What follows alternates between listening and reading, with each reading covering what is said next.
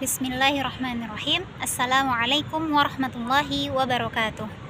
Alhamdulillahirabbil alamin, wassalatu wassalamu ala asyrafil anbiya'i wal mursalin wa ala alihi wa ashabihi ajma'in, amma ba'd.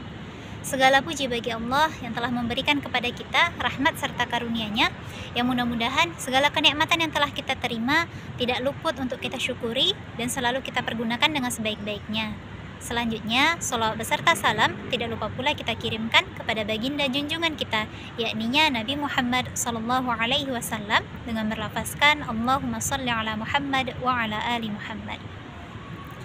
Tayyib, ikhwati fillah rahimakumullah.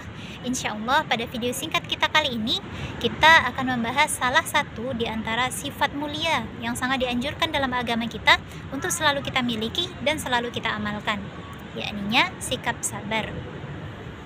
Nah, ikhwati fillah, sikap sabar ini merupakan sikap di mana kita mampu menahan diri dari hal-hal yang kita tidak senangi. Jadi merupakan sebuah keutamaan bagi kita jika kita mampu mengamalkan sifat ini, di mana ada banyak sekali keutamaan bahkan pujian yang Allah janjikan kepada orang-orang yang mau bersikap sabar untuk mau mengamalkannya. Di antaranya juga disampaikan oleh Allah Subhanahu wa taala di dalam Quran surah Az-Zumar pada ayat yang ke-10, di mana ayat tersebut berbunyi, A'udzu billahi minasyaitonir rajim.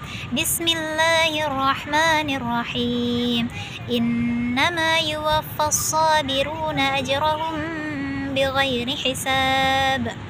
Mana artinya, sesungguhnya Allah akan menyempurnakan ganjaran atau pahala untuk orang-orang yang mau bersikap sabar. Nah, dengan satu ayat ini saja, di mana Allah sudah benarnya keutamaan dan juga pujian, bahkan janji-janji seperti Allah akan selalu menyertai orang-orang yang bersabar dan Allah akan selalu mencintai orang yang mau bersabar. Itu ada banyak sekali ayat yang dijelaskan oleh Allah dalam Al-Quran. Nah, bisa kita simpulkan bahwa sudah sepatutnya bagi kita seorang muslim dan muslimah yang baik untuk mau dan berusaha serta memotivasi diri untuk mau bersikap atau memiliki sikap sabar ini. Nah, sikap sabar ini apabila kita tingkatkan kurang lebih memiliki 4 tingkatan. Yang pertama adalah sabar dalam ketaatan kepada Allah Subhanahu wa taala.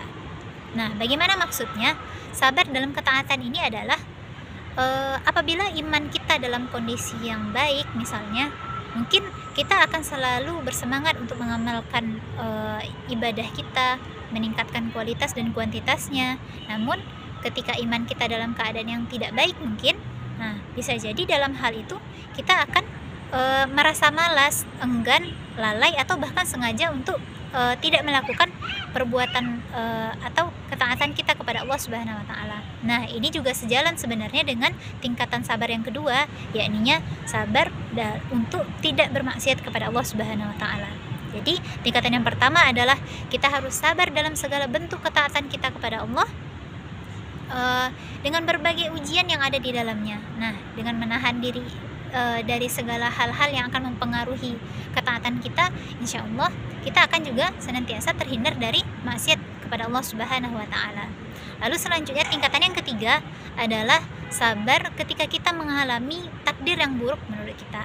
Nah, dalam menjalani kehidupan ini, ikhwah, kita mungkin tidak akan terlepas dari yang namanya hal yang baik dan juga hal yang buruk. Nah, bagaimana kita menyikapi ketika kita menghadapi takdir yang buruk itu adalah menunjukkan bagaimana keimanan kita. Apakah kita sudah yakin terhadap janji-janji Allah ketika kita bersabar, maka Allah akan sempurnakan ganjarannya bagi kita. Nah, itu akan menjadi salah satu titik ukur bagi kita apakah kita sudah mengamalkan sikap sabar ini atau tidak.